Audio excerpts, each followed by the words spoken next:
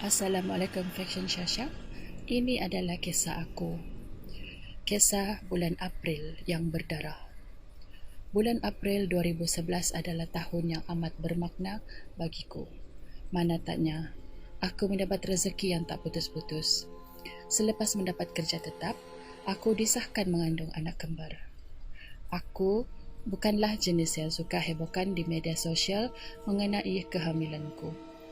Apabila ada yang bertanya secara bersemuka, barulah aku bagi tahu. Kisah bermula pada 27 November 2011.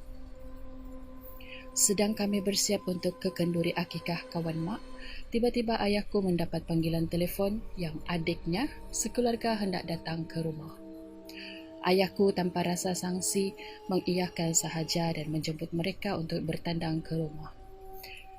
Apabila mereka sampai di rumah, aku yang pada ketika itu hamil 36 minggu menyambut mereka dengan mesra.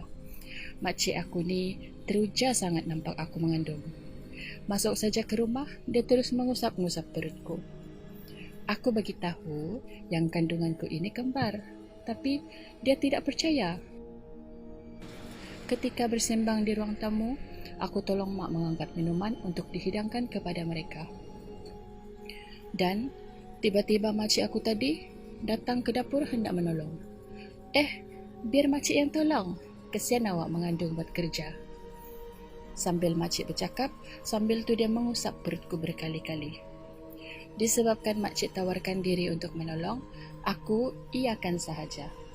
Sambil minum-minum, makcik aku ni asyik merenung perut aku, sehinggakan aku berasa sedikit tidak selesa. Akhirnya, makcik sekeluarga berangkat balik.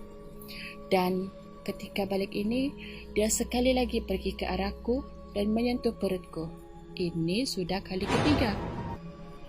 Keesokan malamnya, selepas isyak, tiba-tiba perut aku berombak dan pergerakan bayi dalam perut menjadi sangat-sangat agresif. Sebelum ini tak pernah jadi macam ni.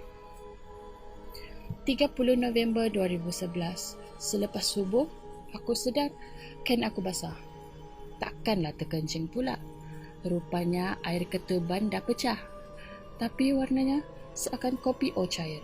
Aku panggil mak. Dan semua kelang kabut bangun untuk bersiap ke hospital. Sampai di hospital, doktor memeriksa bukaan. Waktu itu baru 1 cm. Maka aku dibiarkan seketika.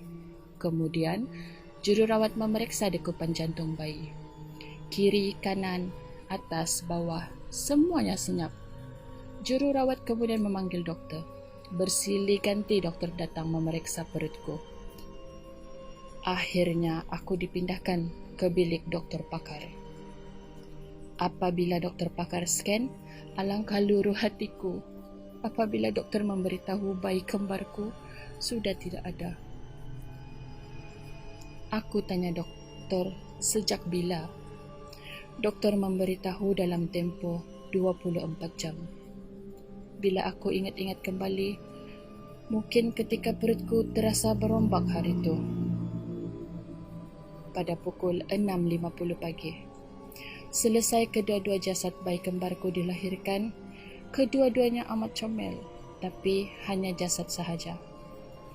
Rohnya sudah pun berada di syurga. Proses pengebumian berjalan lancar. 4 hari lepas bersalin aku discharge sebab darah banyak hilang waktu bersalin. Bagaimanapun, ketika di rumah, aku mengalami kembali pendarahan yang banyak. Dari pukul 12 malam hingga subuh, aku sudah bertukar 12 keping pad. Punyalah banyak darah keluar. Esok pagi, mak ajak pergi hospital. Doktor scan tengok ada darah beku dalam rahim. Darah beku dikeluarkan dan aku dimasukkan darah. Urusan semuanya selesai dalam jam 5 petang. Selepas makan, masuk saja waktu maghrib, aku rasa sangat sejuk. Tanganku kejang dan aku menggigil dengan kuat. Jururawat yang ada ketika itu kelang kabut melihatku. Masa itu, macam-macam ayat aku baca. Aku fikir waktu itu mungkin ajalku telah tiba. Tetapi aku berdoa pada Allah agar diberi semangat untuk melawan semua itu.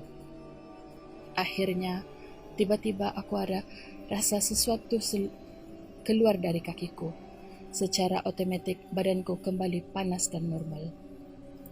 Selepas 2 hari discharge, aku kembali mengalami pendarahan. Pendarahan kali ini lebih teruk, sehinggakan aku tidak mampu bangun. Akhirnya, aku kembali lagi ke hospital. Sesampainya ke hospital, tiba-tiba pendarahan tadi terhenti. Akan tetapi, aku tetap diperiksa dan disahkan aku mengalami kekurangan darah yang banyak. Lagi sekali aku dimasukkan ke dalam ward dan aku discharge 2 hari selepas itu. Bila sudah 2 kali tumpah darah, akhirnya mak aku meminta bantuan seorang ustaz untuk memulihkan kembali semangatku. Takut aku tidak kuat disebabkan kejadian kandungan kembarku meninggal. Ditambah pula kejadian tumpah darah.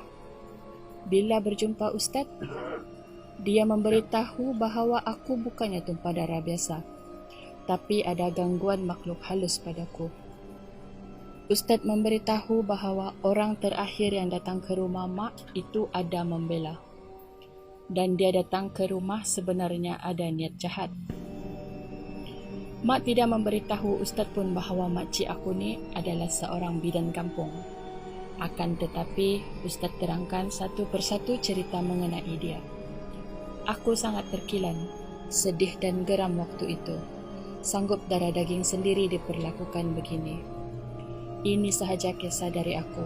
Nasihat aku, jika ditimpa nasib sebegini, anggaplah ianya ujian dari Allah buat kita.